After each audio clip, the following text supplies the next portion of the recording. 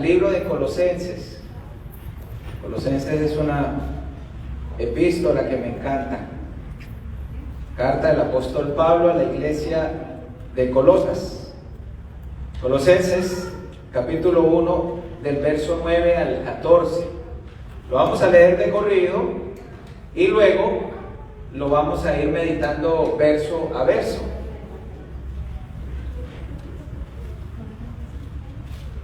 Colosenses 1, 9.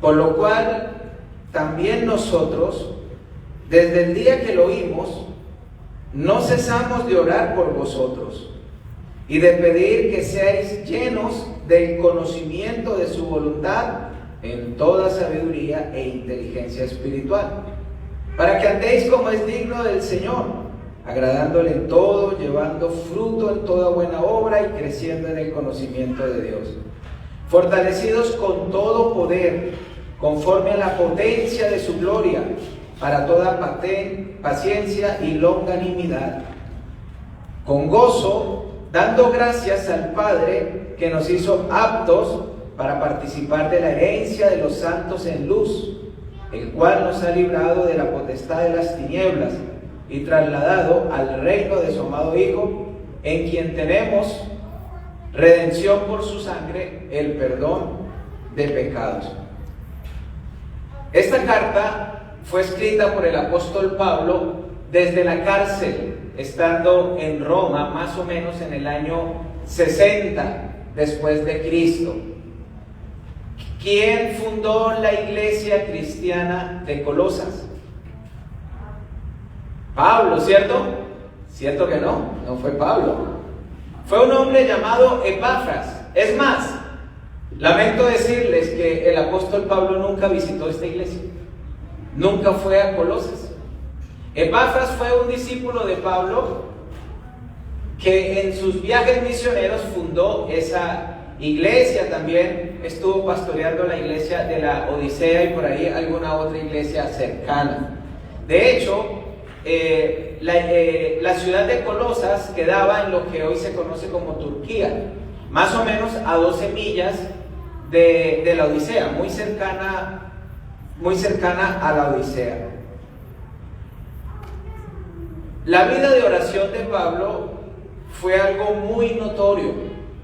La cárcel de Roma, lejos de convertirse en un lugar de queja y lamento, se convirtió en un santuario de oración. Cualquier mortal en la condición de Pablo hubiese hecho de la cárcel un lugar de queja y lamento. ¿Quién vive feliz en la cárcel? Sin embargo, la fe de Pablo era una fe muy excelente, porque desde la cárcel escribió cartas y habló frases lindas como regocijados en el Señor. Otra vez os digo regocijados, desde la cárcel. Y esto es muy bonito. Cuando nosotros leemos el libro de los Hechos, vemos que cuando Pablo y Silas estaban en una cárcel, empezaron a cantar himnos. Y dice que los demás presos oían los himnos que cantaban desde la cárcel. Aquí Pablo oraba incesantemente desde la cárcel de Roma, y estoy convencido que los presos de Roma también escuchaban su oración. Y este capítulo 1 de Colosenses es un capítulo que está lleno de una riqueza invaluable, y es la oración del apóstol Pablo por los creyentes de Colosas. Él empieza dando gracias a Dios por el testimonio de los creyentes de Colosas, por su fe, por su esperanza, por su amor. Pero luego le da paso a una oración muy linda. Y de aquí, de esta oración de Pablo por los creyentes de Colosas, sacamos el título para esta noche: 4 ingredientes para la oración. 4 ingredientes para la oración. Y vamos a ver la importancia del crecimiento espiritual en la vida de un creyente, y que un estilo de oración como esta es la que todos necesitamos. A veces decimos, no sabemos cómo orar por otras personas, no sabemos cómo orar por pastores, por diáconos o por otros creyentes. Bueno, aquí el apóstol Pablo nos enseña cómo orar por otros. Las oraciones del cristiano promedio, yo espero que usted no esté en el cristiano promedio, pero la realidad es que la mayoría estamos dentro del cristiano promedio. El cristiano promedio vive la vida cristiana ligera. El cristiano promedio practica un cristianismo light, un cristianismo ligero, sin compromiso, pero con ciertos tintes espirituales o cierta conciencia de Dios. Esa es la realidad que vivimos la mayoría de los creyentes. La mayoría de las oraciones de los creyentes son cortas, son oraciones pasajeras, son oraciones esporádicas y generalmente oramos por nosotros mismos. Generalmente nos cuesta orar por otros o dedicar largos ratos de oración por otros. Sin embargo, el apóstol Pablo nos enseña cómo debemos orar por otros sin cesar. Y esta carta vemos la importancia de la oración de gratitud y la oración de intercesión. Y entonces vamos a ver los 4 ingredientes de la oración según Pablo aquí en esta carta a los colosenses. Primer ingrediente, veamos el verso 9. Por lo cual también nosotros, desde el día que lo oímos, no cesamos de orar por vosotros y de pedir. Ahí vamos con el primer ingrediente. ¿Cuál será? ¿Cuál será? Estoy leyendo solo. ¿Cuál será? ¿Pedir qué? Ser llenos del conocimiento de su voluntad, de toda sabiduría e inteligencia espiritual.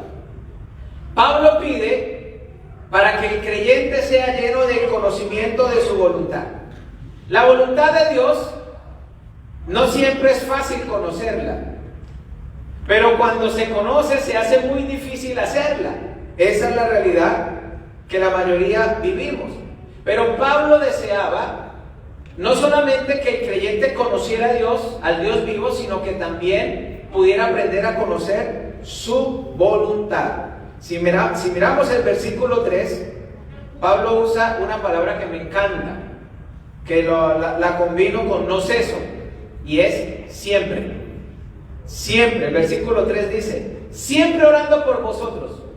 Y esa era la forma de Pablo de ver a una iglesia que nunca conoció personalmente, a unos creyentes que nunca pudo estrechar su mano y que solamente se pudo comunicar con ellos por medio de cartas. Y Pablo habla de 2 formas de orar, siempre y sin cesar. Esta iglesia tan bonita, que daba testimonio de fe, esperanza y amor, estaba siendo afectada, ¿saben por qué? Por el gnosticismo que quería ingresar en la iglesia cristiana y alejarlos de la fe. Quiero hablar de 2 términos, gnosticismo y sincretismo. El gnosticismo tiene un énfasis excesivo en el conocimiento humano. En el gnosticismo la prioridad es el conocimiento humano. ¿Qué es el sincretismo? El sincretismo es la unión o la fusión de varias filosofías y conceptos religiosos. Algo así en estos tiempos pudiéramos hablar de la nueva era, por ejemplo. Es sincretizar cosas, prácticas religiosas, filosofías, metafísicas y reunirlas todas y practicar un estilo de vida donde todo cabe. Ese es el sincretismo. En esta época se estaba mezclando filosofías grecorromanas, parte del judaísmo, parte del cristianismo y del paganismo, y esto quería entrar en la iglesia cristiana. El gnosticismo de esa época reconocía a Jesús como profeta, pero no como Dios, no como creyente. En el gnosticismo de esa época se avalaba la adoración a los ángeles. En el gnosticismo de esa época el conocimiento era solo para ciertas personas, y eso lo hacía como más interesante, ¿no? Hay mucha gente que entró a la cienciología porque lo veían como algo élite, como algo exclusivo, como la religión de algunos famosos. Entonces esa inquietud de querer pertenecer a un grupo élite hizo que mucha gente entrara a la cienciología. Lo mismo sucedía en esta época. Ese gnosticismo era exclusivo y mucha gente quería entrar para capacitarse y llenarse de ese gnosticismo, pero era totalmente contrario al conocimiento genuino de Dios y por supuesto de su voluntad. No es suficiente, familia, saber que soy salvo y tener la esperanza que cuando muera voy al cielo. Dios quiere que nosotros crezcamos en el conocimiento de Dios. Y hoy más que nunca retumban las palabras del profeta Oseas cuando dijo: mi pueblo fue destruido porque le faltó conocimiento. Y realmente, ¿cuánto necesitamos conocer a Dios? La iglesia adolece del conocimiento de Dios, de la importancia de aprender a conocer la voluntad de Dios. Pero aquí también nos dice la Escritura, en este primer ingrediente, que es ¿cuál? El conocimiento de Dios. Pedir ser llenos del conocimiento de Dios. Aquí también nos habla de toda sabiduría e inteligencia espiritual. Hay una sabiduría humana, pero con la sabiduría humana nunca nos llenaremos del conocimiento de la voluntad de Dios. Es más, la Biblia en Santiago nos dice que la sabiduría humana no es la que desciende del cielo, sino por el contrario, es terrenal, animal y diabólica. Así describe el libro de Santiago en el capítulo 3, en el versículo 15, cómo es la sabiduría humana. El gnosticismo valoraba el cúmulo de conocimiento, pero Pablo decía: el conocimiento como tal es vacío en sí mismo, porque el conocimiento envanece, pero el amor edifica. No se trata de qué tanto conocimiento en sí nosotros adquirimos. ¿Por qué? Porque el conocimiento nos tiene que llevar a nosotros a la acción, a conductas de vida. Conocimiento sin acción no sirve de nada. Y el conocimiento de Dios no es un secreto. Tristemente, cuando yo digo que el creyente promedio o el cristiano común no conoce a Dios, no es porque hay unos que pertenecen a una élite secreta que sí conoce a Dios. No lo digo por eso. Tristemente, la mayoría de los creyentes no se esfuerzan por conocer a Dios. Pero el conocimiento de Dios no es para élite. El conocimiento de Dios es para el bebé espiritual, el que está recién nacido en la fe. Está al alcance de todos nosotros. El conocimiento de Dios no es una herramienta solo para pastores y diáconos. El conocimiento de Dios es una oferta de amor para todo el que quiera acercarse a Dios. Lo puede llegar a conocer.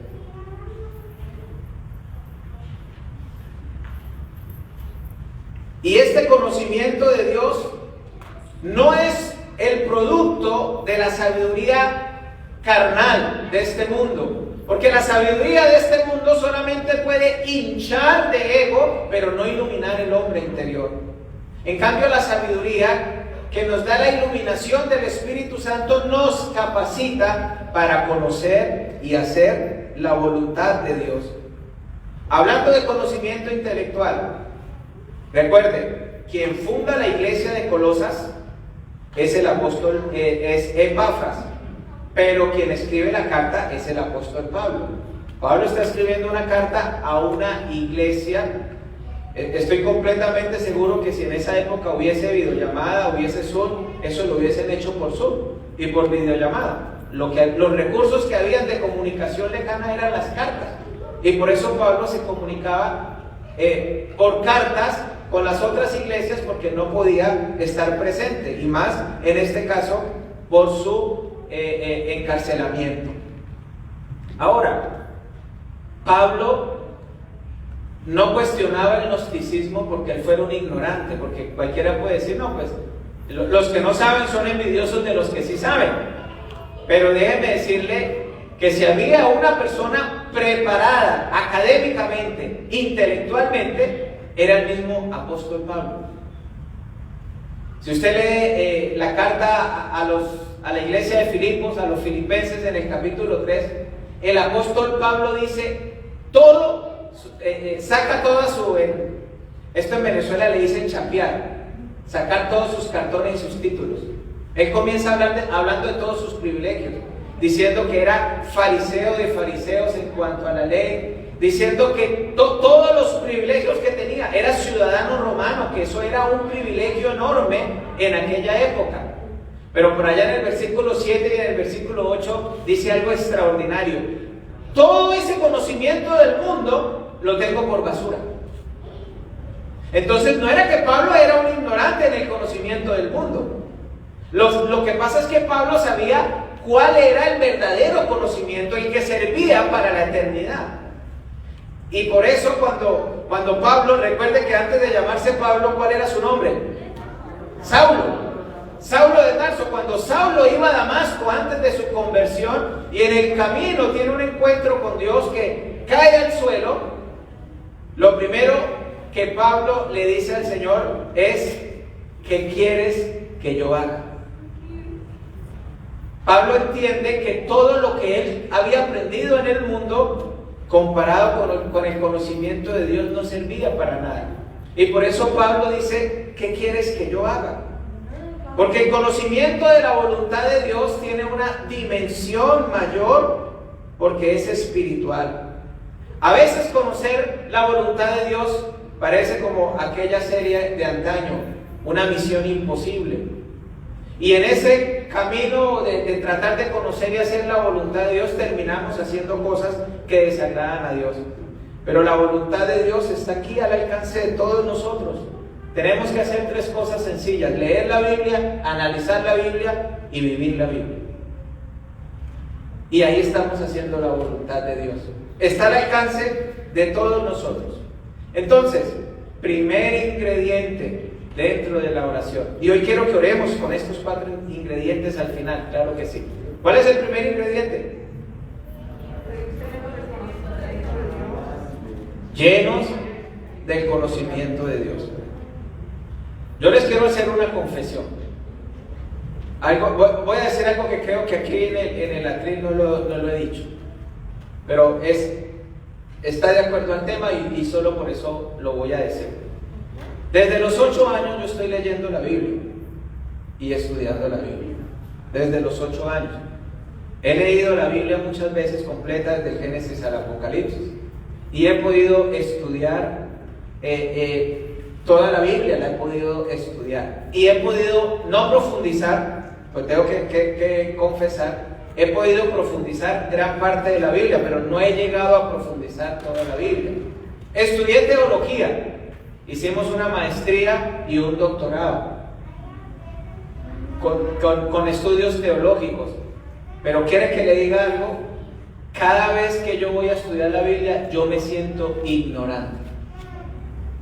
Yo me siento ignorante. Porque cuando yo entro a profundizar lo que es la palabra de Dios, siento que se abre un océano. Y yo me siento como muchas veces como una persona en un océano, porque la dimensión del conocimiento y la profundidad de Dios es tan vasta, es tan ancha, que yo digo: Señor, todavía estoy en pañales. ¿Cómo será cuando esté contigo? Porque si solamente estudiando este libro me siento así, teniendo tantos años estudiando. Ahora, esa es mi realidad. Y tengo que reconocer, estudio la Biblia y la estudio periódicamente. Ahora, si usted nunca estudia la Biblia, usted se está perdiendo la posibilidad y la oportunidad de crecer en el conocimiento de Dios.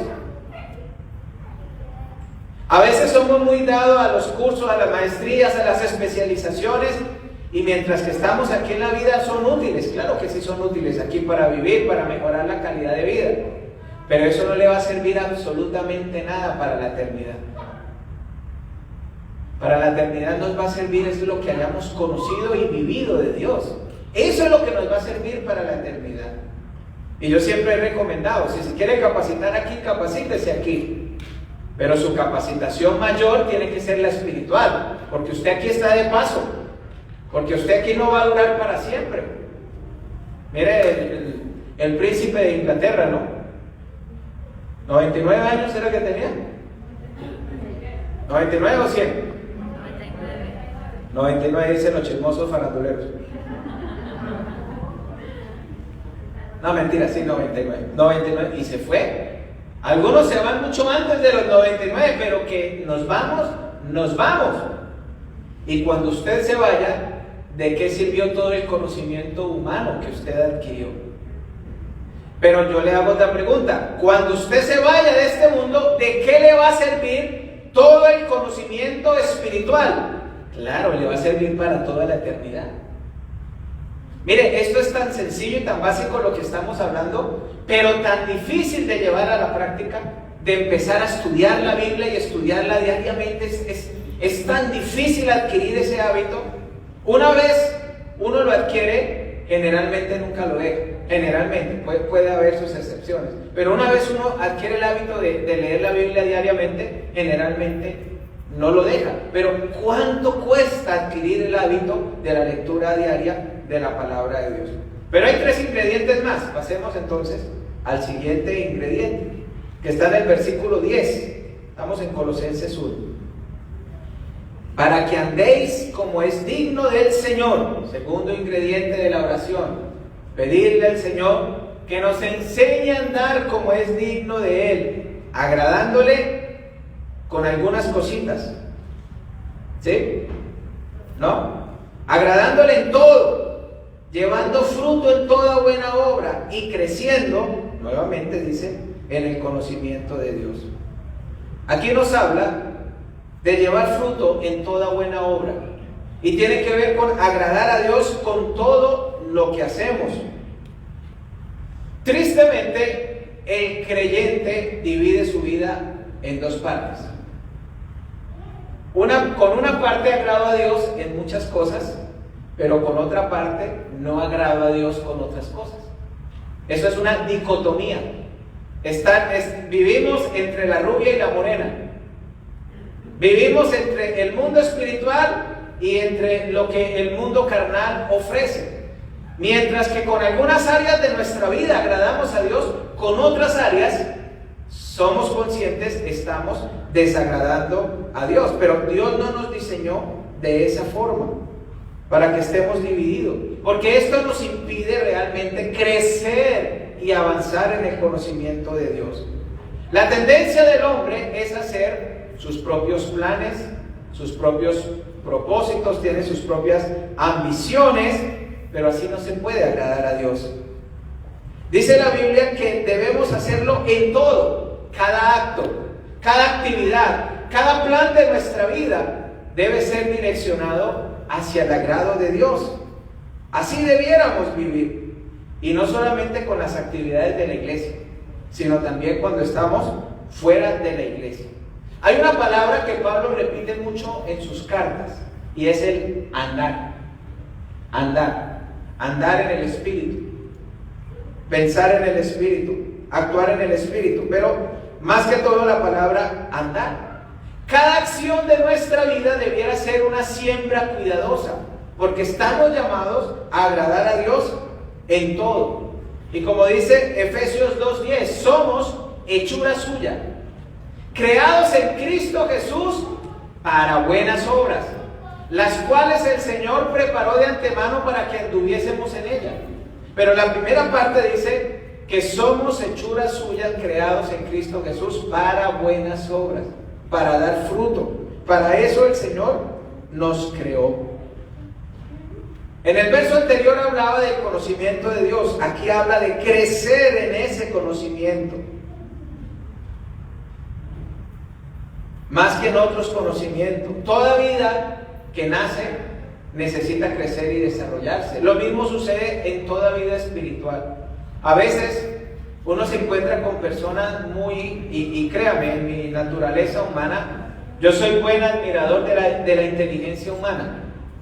Hay gente que usted se puede sentar con personas que le hablan de todo tema y de todo saben un poco. A mí me encanta hablar porque uno aprende, ¿no? Aprende cultura general. Hay gente que le habla de historia, de geografía, de ciencia, de política, de economía, y en todos los temas argumenta con lógica y solidez. Y a mí me gusta hablar con esas personas porque siento que crezco, siento que me enriquezco. Pero cuando voy a Santiago y recuerdo que toda esa sabiduría termina convirtiéndose en terrenal, animal y diabólica, entonces me desilusiono de mí mismo, digo, ¿de qué me sirve saber y conocer tantas cosas? Sino más bien crecer en el conocimiento de Dios, como dice la Escritura, como estamos leyendo. El Evangelio, familia, no tiene que ver solamente con las emociones. El Evangelio también tiene que ver con el intelecto, porque a través del intelecto también adquirimos conocimiento. Y el conocimiento de Cristo nos ayuda muchísimo para vivir. Nos ayuda, cuando usted más conoce a Cristo, más va a tomar conciencia de la realidad de las consecuencias del pecado. Entre más nos acercamos a Cristo, más empezamos a percibir y a conocer las consecuencias del pecado. Entre más usted se acerca a Cristo, más sabe cómo trabaja Satanás. Entre más usted se acerca a Cristo, más entiende que el mundo quiere influenciar su vida para dañar su fe. Pero si nosotros no nos acercamos al conocimiento, a crecer en ese conocimiento, no nos vamos a dar cuenta y nuestra fe no va a madurar. Por eso tenemos que, segundo ingrediente, familia. ¿Cuál es? Agradar a Dios en todo. Agradar a Dios. El primero, pedir conocimiento de la voluntad de Dios. El segundo, agradar a Dios en todo. Tercer ingrediente, para estar fortalecidos en todo poder.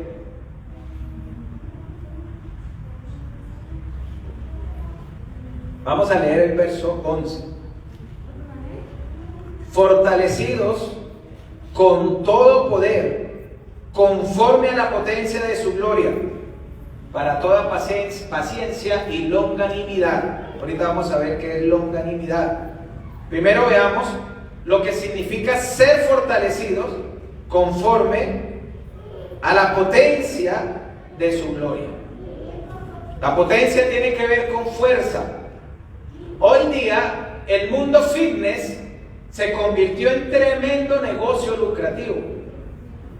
Todo lo que es fitness, la comida saludable, la comida orgánica, las vitaminas, los gimnasios, el entrenamiento y todo se puede hacer virtual. Todo eso se ha convertido en un negocio lucrativo. La gente hace ejercicio para fortalecer sus músculos, para verse bien, y eso no está mal. Yo estoy de acuerdo con el ejercicio, solo que no lo hago. Pero estoy de acuerdo con él. Está bien hacer ejercicio, está bien. Muchos se ejercitan para competir deportivamente. Llegué a competir deportivamente, hoy día ya no compito deportivamente. Solo hago ejercicio de brazo cuando agarro la cuchara para comer. Ese es el ejercicio que yo estoy haciendo, pero tengo que empezar, porque sé que por salud y vida es bueno hacer un ejercicio diario, una caminata de 20 minutos, algo de bicicleta estática o algo, es bueno. Algunos lo hacen por verse bien, otros lo hacen para competir deportivamente, otros lo hacen para la vida militar. Pero, ¿qué pasa con la fortaleza física? Mire, aquellos actores de las películas de hace 30 y 40 años que eran los supermusculosos de la época, ya el peso de los años está robando esa envidiable figura que ellos tenían. Y esa musculatura ha empezado a menguar con el pasar de los años. Y eso pasa con la musculatura física. Se va menguando y va pasando. Pero el ejercitarse espiritualmente es completamente diferente. ¿Sabe por qué? Porque el músculo espiritual puede permanecer y seguir creciendo hasta que usted esté con el Señor. Esa es la ventaja de la musculatura espiritual. Por eso la Biblia nos dice que nos fortalezcamos en la potencia de la gloria de Dios. Hechos 1:8 dice: pero recibiréis poder cuando haya venido sobre vosotros el Espíritu Santo, y me seréis testigos en Jerusalén, en Samaria, en Judea y hasta en lo último de la tierra. Pero recibiréis poder. Ese poder del Espíritu Santo tiene el tamaño de la dimensión de su misma gloria y está al alcance de todos nosotros. El poder de Dios, el fortalecernos en el poder de Dios está al alcance de todos nosotros. Y la segunda parte de ese verso, que es de ese mismo tercer ingrediente, dice: para toda paciencia y longanimidad. Dos palabras que se parecen: paciencia y longanimidad. Después de una dura prueba, comprobamos cuánto se ha fortalecido el hombre interior. Después de resistir, de perseverar, de salir triunfante, esa musculatura se ejercita. Y entonces somos llenos del poder para paciencia y longanimidad, para no ceder al desánimo, para no derrumbarnos cuando las cosas se ponen difíciles, para poder soportar a las personas que nos hacen daño, que nos provocan, sin necesidad de vengarnos, sin necesidad de desquitarnos. ¿Cuál es la diferencia entre la paciencia y longanimidad? La paciencia tiene que ver con soportar el peso de las pruebas, de las circunstancias difíciles. Pero la longanimidad tiene que ver con aguantar con firmeza la provocación y la oposición de otras personas. La longanimidad tiene que ver directamente con el trato con el hombre. El aprender a ser pacientes y aprender a soportar aquellas personas que son difíciles de soportar. Pero la paciencia ya tiene que ver con las circunstancias. Por eso son palabras que se relacionan y que van de la mano la una de la otra. Entonces llevamos tres ingredientes de la oración. Tres ingredientes de la oración. Primer ingrediente: pedir para ser llenos del conocimiento de Dios, de la voluntad de Dios. Segundo ingrediente: pedir para poder agradar a Dios en todo, para dar fruto, buenas obras. Y tercer ingrediente: fortalecernos en el poder de Dios. Cuarto y último ingrediente: vivir con un agradecimiento gozoso. Vivir con un agradecimiento gozoso. Vamos a la Biblia, ahí mismo en el siguiente verso, el 12. Con gozo, dando gracias al Padre que nos hizo aptos para participar de la herencia de los santos. ¿Sabe por qué uno tiene que vivir alegre? Por la herencia que tenemos en los cielos. Y eso tiene que ser motivo de alegría. Muchos creyentes viven alegres por la salvación, por el perdón de pecados. Y eso es un excelente motivo para estar alegres. Pero ¿quieren que les diga algo? El anchuroso océano de Dios está repleto de provisión para todos nosotros. Tenemos una herencia eterna, incalculable e inagotable que Dios tiene para nosotros. Sí es cierto que Dios nos perdonó por la sangre de su Hijo, pero también es cierto que el Señor retiene tesoros ocultos reservados para nosotros, y eso tiene que ser un motivo de alegría. Por eso el libro de Mateo en las parábolas habla de la perla de gran precio, el gran banquete del rey. Y ese banquete del rey a mí me encanta porque habla que el reino de los cielos es semejante a un rey que hizo un banquete y mandó invitar personas para ese banquete y les ofreció sus animales, sus toros, sus animales engordados, dice la escritura, su comida. Y eso es semejante a lo que Dios tiene para nosotros. Dios tiene un tesoro de sí para darnos. Y ese tesoro nos aguarda. Ese tesoro nos espera.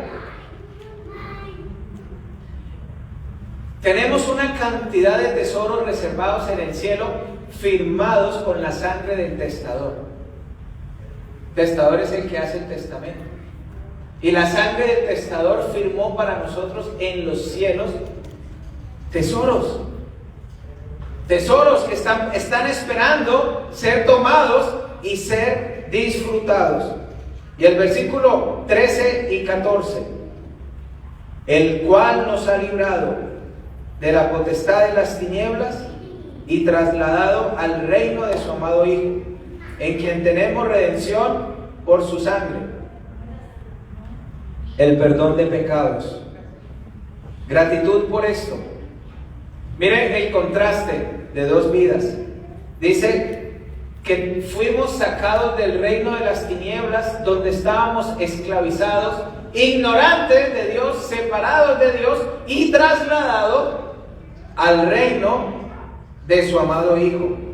Fuimos rescatados de un reino rebelde y fuimos colocados con un rey justo. ¿Qué nos queda? Servirle. ¿Qué nos queda? Con nuestra conducta demostrarle nuestro amor. Semejante traslado de las tinieblas a el reino de su amado Hijo. En esta Semana Santa recordamos que nuestro amado Salvador Jesucristo entró al mundo,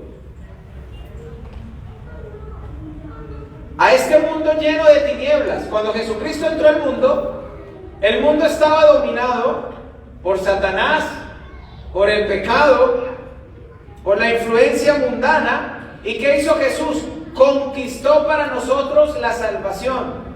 ¿Qué más hizo Jesús? Nos liberó de toda la esclavitud en la que nosotros estábamos, y al vencer dijo en la cruz del Calvario: consumado es. Todo está cumplido. Estamos viviendo una época difícil, una época que ha sumergido a algunos en depresión por el no poder hacer su vida común y corriente, por el no poder socializar con libertad, por el encierro, por no poder salir de vacaciones, y muchos están angustiados. La economía mundial ha sido severamente afectada. Hoy día hay vacunas que son una alternativa, pero resulta que al pasar el tiempo esas vacunas y esas alternativas tampoco se ven como tan eficientes como prometían ser al principio. Yo estoy seguro de algo, que cuando ya todo pase, daremos un grito de celebración, de alegría, de euforia, porque ya pasó. Yo no sé si usted ha tenido alguna vez la oportunidad de soñarse con el infierno. La oportunidad de soñarse con el infierno. Yo no he tenido esa oportunidad, pero he escuchado varios testimonios de personas que se soñaron en el infierno. Y cuando despertaron y se dieron cuenta que no estaban en el infierno, casi todos me han dicho que, mire, la alegría y el gozo de porque no están allá y porque tienen la posibilidad de ir al cielo, que eso es algo inexplicable, el poder despertar y decir: wow, estoy vivo y no estoy en el infierno. ¿Por qué digo esto? Porque nosotros deberíamos vivir así, como el que se levantó después de tener un sueño terrible de esos, y de pronto despierta y dice: wow, no estoy ahí. Y está feliz porque no está ahí, porque era un sueño. No sé si lo ponemos en términos, por ejemplo, de otras pesadillas. Yo no sé si usted ha soñado, esto sí lo he soñado yo. Yo he soñado que muero y que salgo del cuerpo y me veo muerto, y que trato de hablar y nadie me oye, y casi que yo me lloro a mí mismo en el sueño. Yo he tenido la oportunidad de soñar eso, pero cuando despierto yo me pongo muy feliz porque digo: wow, era un sueño, menos mal que esto era un sueño. Con ese gozo y con esa alegría del que acaba de despertar, porque esa pesadilla no era cierta, ese mismo gozo y esa alegría es la que debiéramos tener todos nosotros primero, por la herencia que nos aguarda, y segundo, porque el Señor nos sacó del reino de las tinieblas, de la esclavitud en la que estábamos, y nos traslada al reino de su amado Hijo y nos ofrece salvación y vida eterna. Ese gozo debiera estar permanente en nosotros. Solamente el hecho de decir, wow, no voy al infierno, uy, soy muy feliz, soy muy feliz. Pero a veces nos quejamos de lo uno, de lo otro, de la situación, de lo que no tengo. Hay una gran pared blanca, pero me concentro en el punto negro, me quejo en lo que me hace falta y no agradezco lo que sí tengo. Pero la palabra de Dios nos enseña mucho acerca de la oración de gratitud. Eso nos enseña la palabra de Dios. Familia, para concluir, la oración no debiera ser una opción para el creyente, ni tampoco un rezo. ¿Sabe cuál es la diferencia entre rezar y orar? El rezo es repetir algo, es repetir lo mismo siempre. Ese es el rezo. Pero ¿cuál es digamos, la parte no tan buena del rezo? Que cuando usted repite algo tantas veces mecánicamente, usted termina repitiendo y pensando en otras cosas y no conecta con Dios de manera espontánea. Imagínese usted hablando con una persona que usted quiere, que usted ama, pero siempre usando las mismas 10, 20 o 30 palabras y no puede usar más palabras. La relación termina tornándose como aburrida y monótona. Por eso, cuando yo oro, no cuando rezo, cuando yo oro tengo la oportunidad espontáneamente de avanzar en una intimidad y en una relación con Dios. Entonces la oración no debe ser opcional.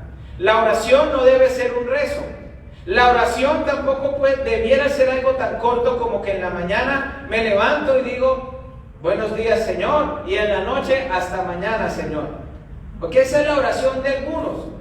Pero la oración debiera ser usando las dos palabras de Pablo: siempre y sin cesar.